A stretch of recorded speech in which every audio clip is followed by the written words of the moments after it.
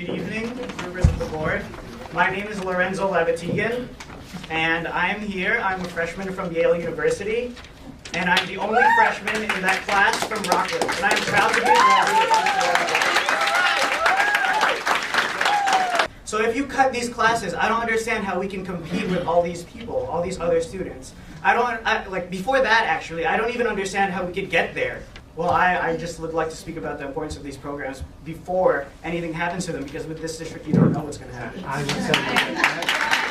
So anyway, I guess my point here is before you consider making any of these cuts, so that you can afford other things like, let's say, hire ridiculously priced lawyers with state credentials, and that East Ramapo schools are circuses. Mr. Chairman, please think again.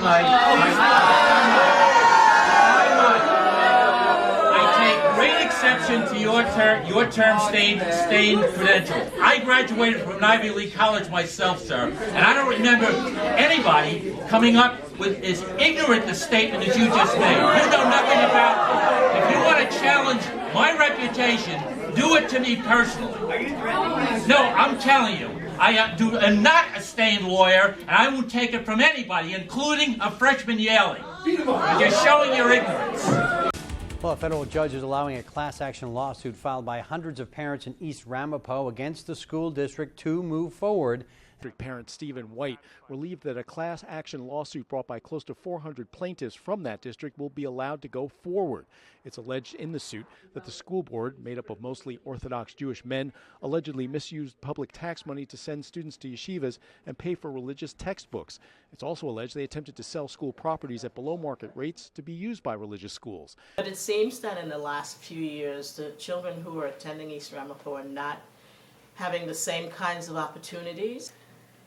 Al D'Agostino was brought on, I believe, to make sure that placements in special education happened because they were being challenged by the other attorney. That's the reason Al D'Agostino was brought on, and he'd been very successful in the Long Island district for doing just that. He actually was a very, very stoic kind of guy, didn't take any crap.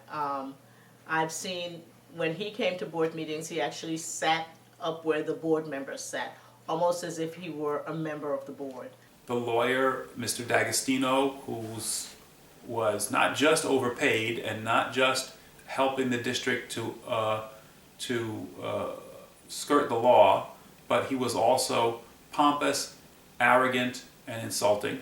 RFPs for professional services. In those districts that I've represented, where I've responded to them, the controller acknowledges his mistake, but usually conveniently buries his acknowledgement in a footnote 35 pages back, where he says, although it's recognized that the law does not require it, it's a good idea. Your question is, why is it a good idea, or why is it not a good idea? There's also another incident where an attorney under D'Agostino by the name of Christopher Kirby lashed into a parent. Call the police! Call the police! Wanna call me an asshole now, huh? I already did. Oh, did you? You fucking cocksucker? 7 women here? Come on, He's not hiding behind anybody. Please hurry up, Who are you hiding behind? Your paycheck? Shut up, you fat cunt. That's it. Fuck you, you fucking bitch. I'm sitting there with a smirk. Fuck you. I can sit there. They're paying me to sit there. I work for the board, not for you. You're still smirking at me. Please. Oh, will you please shut up, for Christ's sake. You really need to get out. You need to get out. You need to dismiss him. If I want to, I'll laugh if I want to. You need to dismiss him. That is totally inappropriate. You need to dismiss him. I couldn't honestly tell you what's in the minds of the board members, but I do know that the attitude seems to be one of non-caring. The attitude seems to be, I don't really want to hear what you're saying. Or have begun or will begin this year. In terms of... My daughter's in this school, and she means a great deal to me. You and Mr. Solomon sat up there playing with your BlackBerry. I'm quite sure if my black face was sitting over your Jewish kids in your community, making decisions on their life and their well-being, when you see me sitting out playing with my phone, you'd be gathering the rabbis together to get rid of me. I can tell you that the children in the program refer to the folks that live around them as the Jewish. They have no conception that Jewish people walked with Martin Luther King, they don't have any conception of Jews as people with a deep sense of social responsibility. And the feeling has been among the politicians and the local governance people is that nobody in Albany and nobody in the state education department really wants to touch this issue because it represents the third rail of politics, that is, people are afraid of being cast as anti-Semitic. Suggesting that Orthodox Jews who do not send their children to the public school lack the moral authority to hold this office harkens back to the admonishments of St. Augustine, the Archbishop of Antioch in the 3rd century, who famously stated that the Jew should be allowed to live, but never be allowed to prosper. And that church teaching paved the road to Auschwitz and the crematoria of Treblinka. The last school board president before they took over, before the board was taken over by the ultra-Orthodox, was a lady by the name of Georgine Hyde, who happened to have been a Holocaust survivor, but looked out for all students. She just was such a student advocate. I've had her come to my classroom many times to talk about the Holocaust when we did that segment in social studies.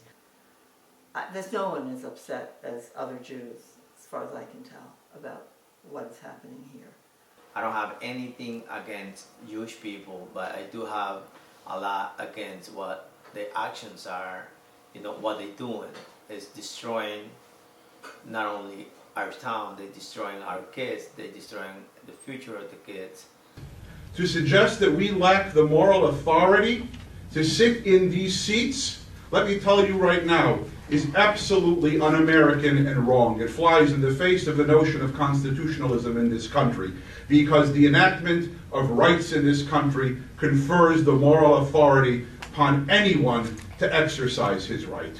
You don't like it, find yourself another place to live.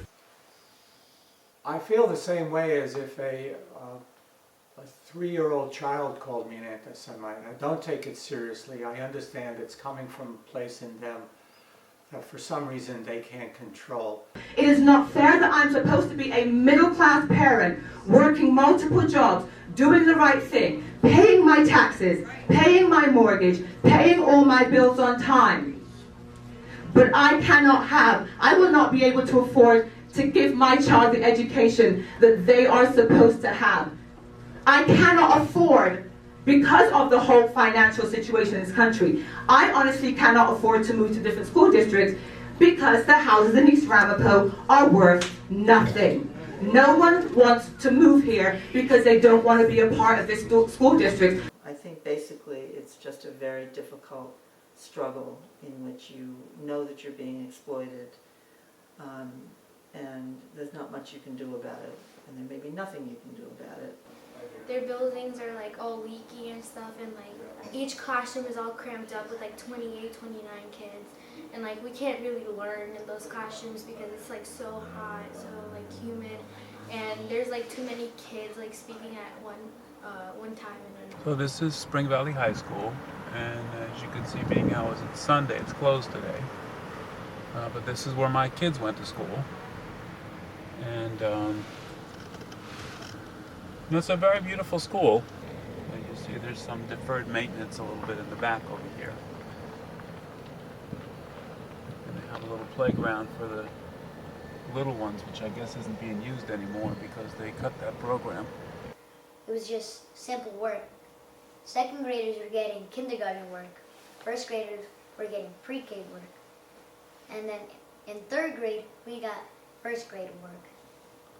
Over here, we have fifth grade work. Then fifth graders have sixth grade work.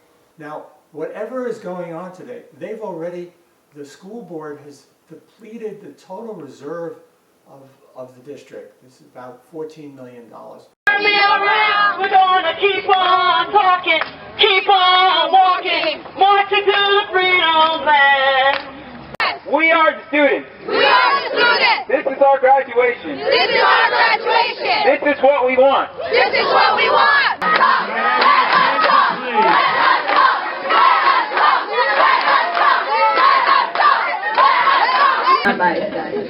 Now, you're telling us to have a little bit of respect. Now, here comes the rhetorical question. What have you done to demand our respect? You have constituted budget cuts. Sports are being cut.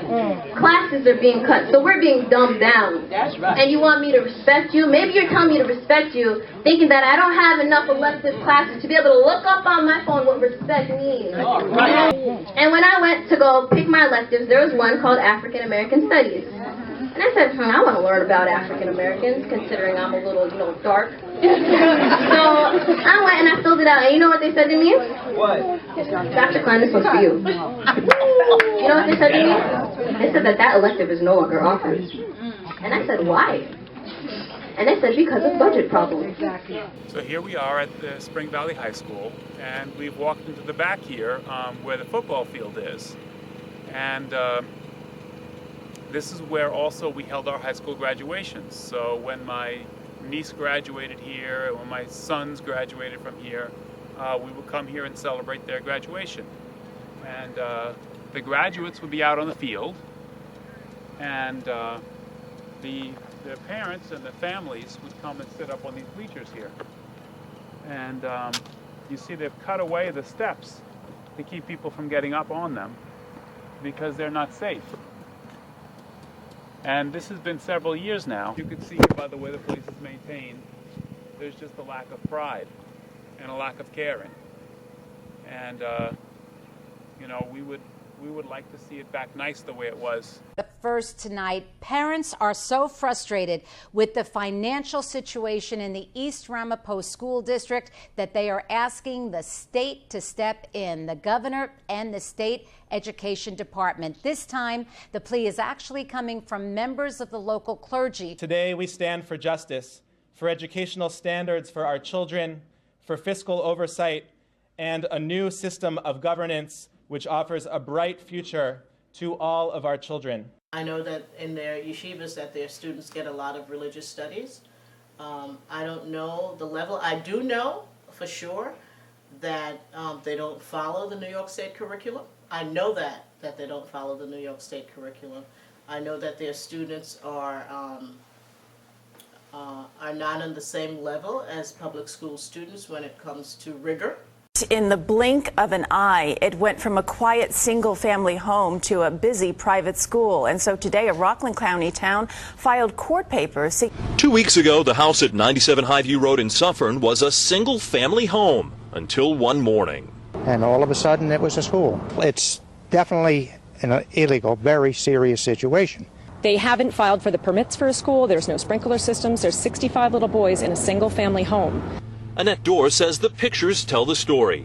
Every weekday, buses pull up, dozens of boys get out and go into the house. 97 Highview is now a yeshiva, a school for Hasidic boys, and a source of frustration for nearby residents. They just moved in and started a school, and they're disregarding the law. They're not supposed to be here as a school. Building and fire inspectors visited the yeshiva again today. Ramapo town officials say the school opened illegally. The building doesn't have the required sprinkler system or emergency exits. This house on the left was this little house. That's what this place was always like. This whole street here was all houses like that. And here we are, number 27. And they're all being ripped down to be replaced with these Hasidic-only dwellings. And you can see these big ones that are coming up, all this construction. And you see what it's next to, what it was there.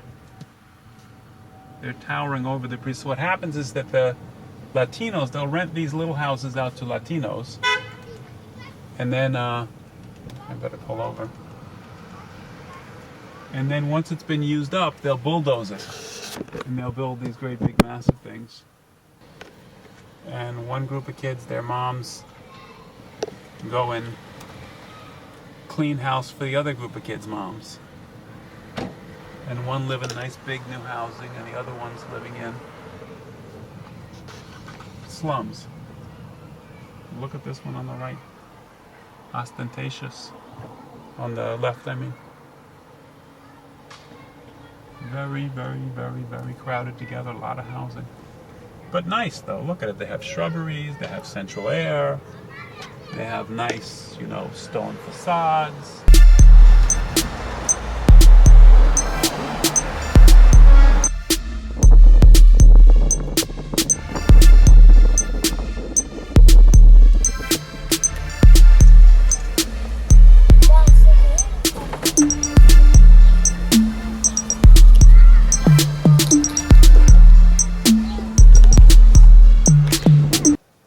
And this, what's gone on in the East Ramapo schools has garnered a hell of a lot more media attention than what's gone on at the town. And some of these going on in the town are really just as bad, if not worse. But like I said, this is a much more contentious, emotional situation. We're dealing with other people's children and the quality of education they get. Basically, you guys really care about real estate only. You care about money. And I also want to add what Dr. Claim says to our kids. He says our kids come to their school, to East Ramapo School District just to eat, not to learn, which is insane. Because our kids not looking for food. We work for food.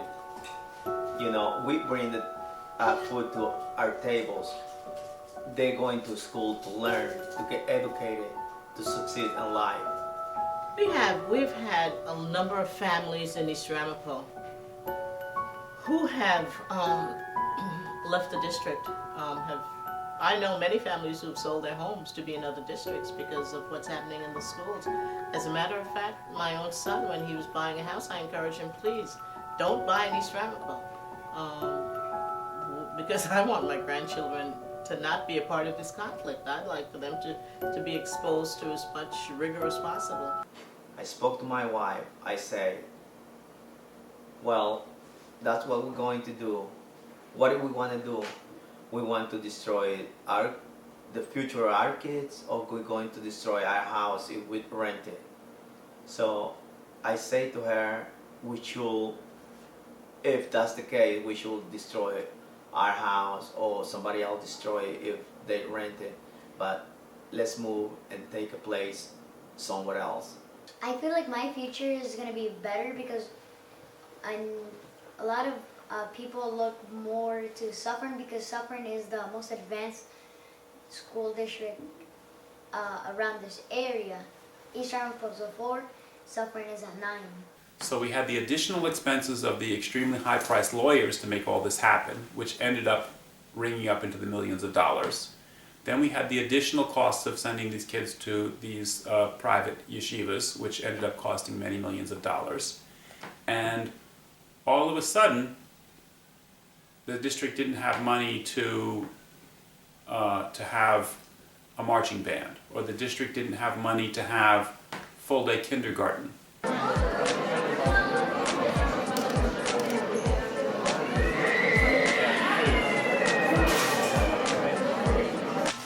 All I can say is thank God there's a black woman coming in as a superintendent. You all better get used to hearing the sound of a black woman's voice.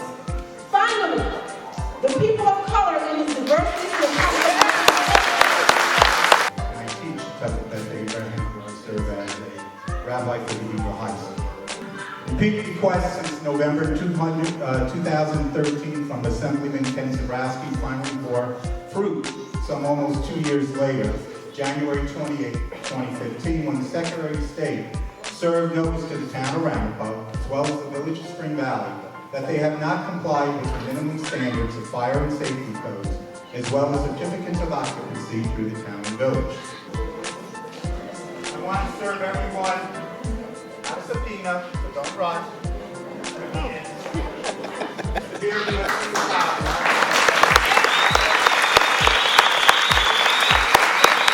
I I don't want anyone to think I'm anti-Semitic.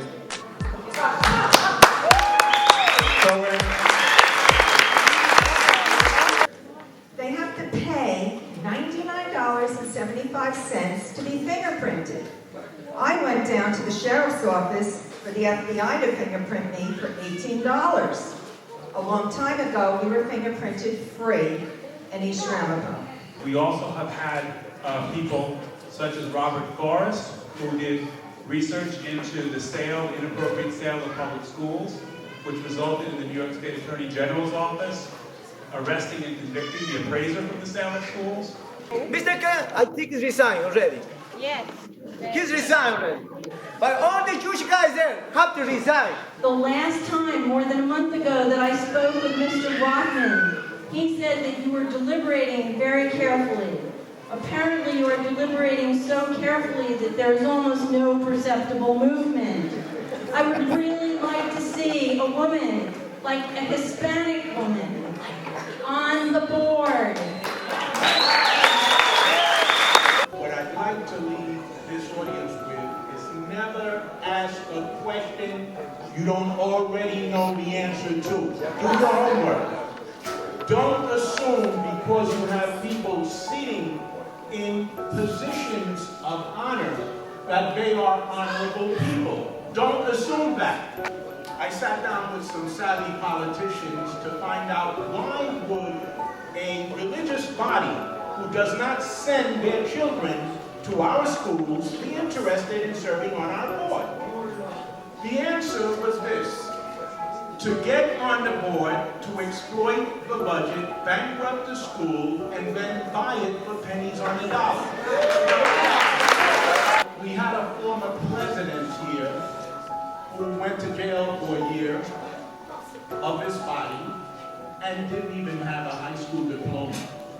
What kind of message are you sending to the children and the parents here about those things? A reporter asked him if he had fulfilled his responsibility as the superintendent of schools to determine if these private schools that were receiving funding from the district, if they were teaching an equivalent curriculum or the required curriculum that they're supposed to teach if they get this funding. And I'll never forget when I read his quote, he flippantly said, well, we don't have the resources to do that. All these people who are sitting in here, criminals of the education, they just come to destroy our schools, our children, our 9,000 innocent children. And so it was clear from those audits that there were very serious situations going on, and then little by little, we started to see the education system in East Ramapo fall apart. I taught in East Ramapo. I don't know if you know that. I was a teacher at Pomona. And you cannot just walk away with, without making a very strong statement. We throw out this the Agustinos lawyers, corporations. We throw also to the guy Juan Pablo Ramirez. He was for I think 4 weeks in the board, and now Klein, definitely he's going out in October 31st.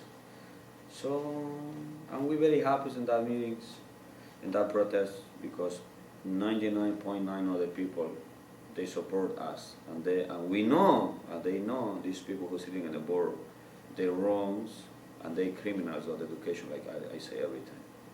The board meeting, as usually, as every board meeting, the same thing. They hear complaints. We tell them what they do into the public school community, and basically they just ignore it as the same thing as they've been doing for the last over 10 years. They just completely ignore. They don't have the knowledge to understand the public community. ERCSD.org. We're very proud of it. Everything you want, minutes or anything else you're asking for, is now on the...